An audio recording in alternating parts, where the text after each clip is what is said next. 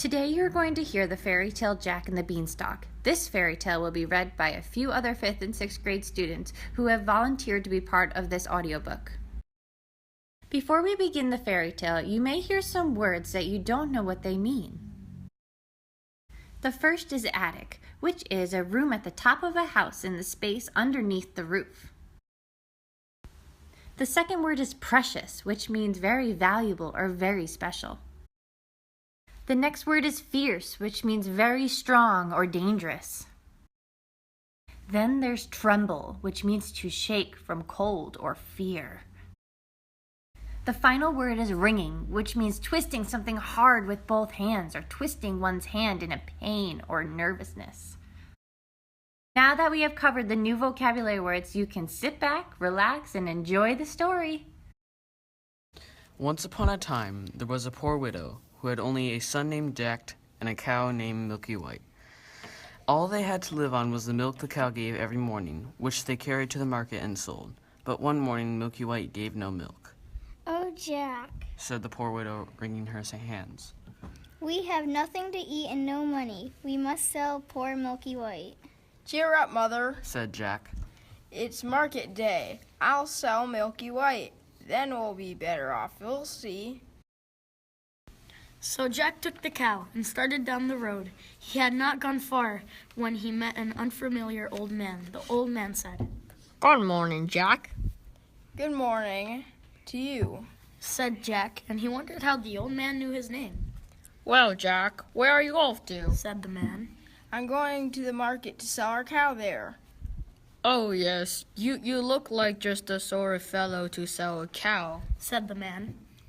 "Now I wonder, He asked Jack. do you know how many beans make 5? Jack thought this was a strange question, but he answered anyway. 2 beans in each hand and 1 bean in your mouth. That makes 5. "Right you are," Said the old man, and then pulling something out of his pocket, he said, "and here they are. he held out 5 very unusual beans. Now, because you're such a smart fellow, He said to Jack, I will trade you these beans for your cow." Well now. Said Jack. That would be a nice trade for you. But you don't know what kind of beans these are. If you plant them tonight, then by morning they will grow right up to the sky." Really? said Jack, who was beginning to get interested. "Yes. Said the man. And if it doesn't turn out to be true, then you can have your cow back." All right then.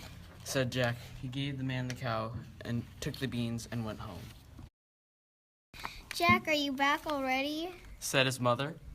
I see you've sold Milky White. How much did you get for her?" Mother, you'll never guess. Said Jack. "Oh, you good boy. Said his mother.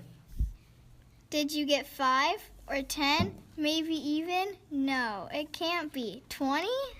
I told you, you couldn't guess. Said Jack, then reaching into his pocket, he said, See here, Mother, I've got 5 beans. You will plant them, and overnight they... What? cried his mother. Beans? You gave away my Milky White for beans? How could you be such a fool? Off to bed with no supper. As for your precious beans, here they go out the window." So Jack went to the little attic room without dinner, where he flopped down and finally fell asleep.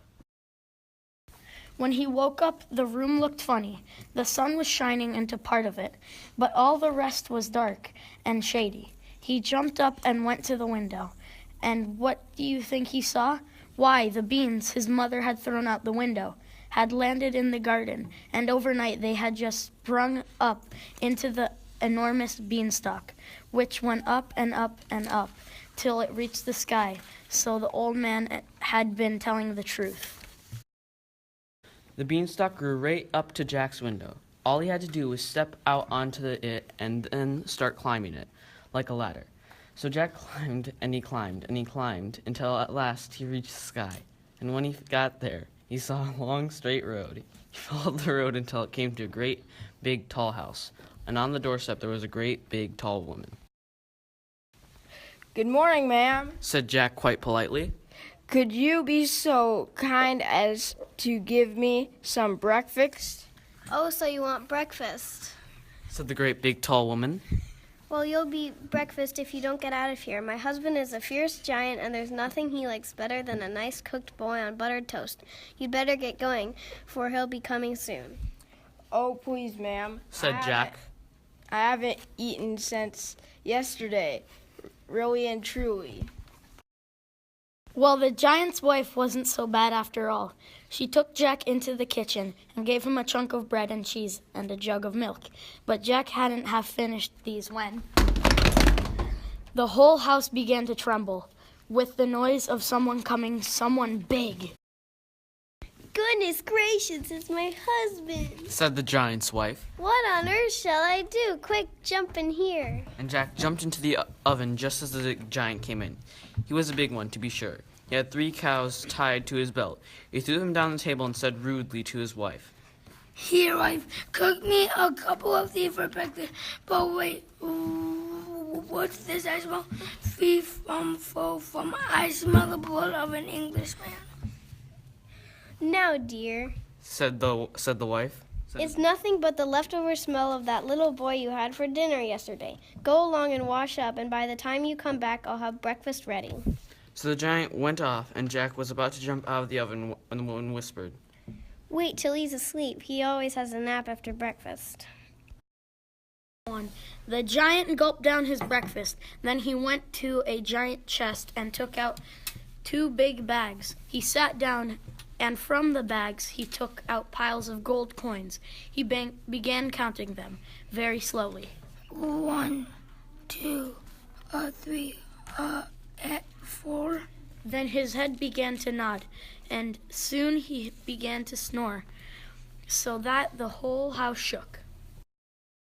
Jack crept out of the oven, tiptoed past the giant, grabbed one of the bags of gold, which he could barely lift, and ran lickety-split to the beanstalk. He threw down the bag of gold, which fell kaplurk into his mother's garden, then climbed down until at last he reached the ground.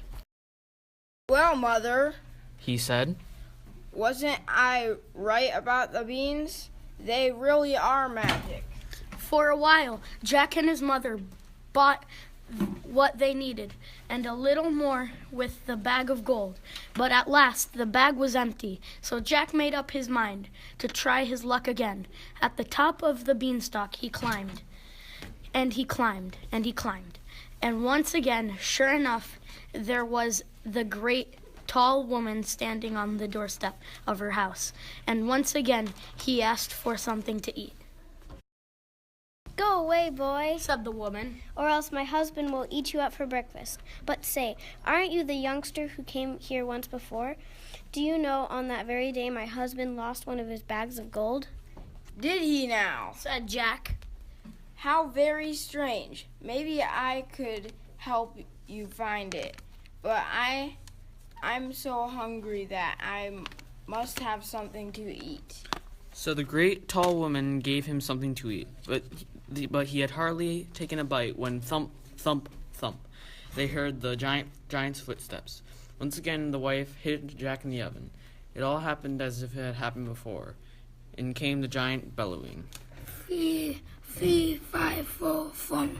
Then, after gulping down 3 boiled oxen from the breakfast, the giant said, Wife, bring me my hen and my gold harp. The wife brought them. The giant looked at the hen and barked. Lay. And the hen laid an egg, all of gold. Then the giant looked at the golden harp and said, Sing. And the golden harp sang beautifully, and it went on singing until the giant fell asleep and started snoring like thunder. Jack sneaked out of the oven and crept like a mouse on his hands and knees. Then he crawled up the table and grabbed the hen and the golden harp and dashed towards the door. But the hen began to cluck and the harp called out. Master, master! The giant woke up just in time to see Jack running away with his treasures. Jack ran as fast as he could, and the giant came bounding after him, and would have caught him, only Jack had a head start. When Jack got to the beanstalk, he climbed down as fast as he could. The giant reached the beanstalk and stopped short. He didn't like the idea of climbing down such a ladder. But like it or not, the giant swung himself down onto the beanstalk, which shook with his weight. By this time, Jack had climbed down and reached home. Mother, He cried. give me an axe and hurry. His mother came rushing out with an axe in her hand. She ran with Jack to the beanstalk, and then she screamed with fright as she saw the giant making his way down. Jack swung the axe and gave a chop at the beanstalk. The giant felt the beanstalk shake, and he stopped to see what was the matter. Jack gave another chop and another, and the beanstalk began to topple over. The giant fell down and broke his crown, and the beanstalk came tumbling after. From then on, Jack and his mother had all the money, music they wanted, for the hen gave them golden eggs, and the harp sang for them all day long. And they all lived happily ever after.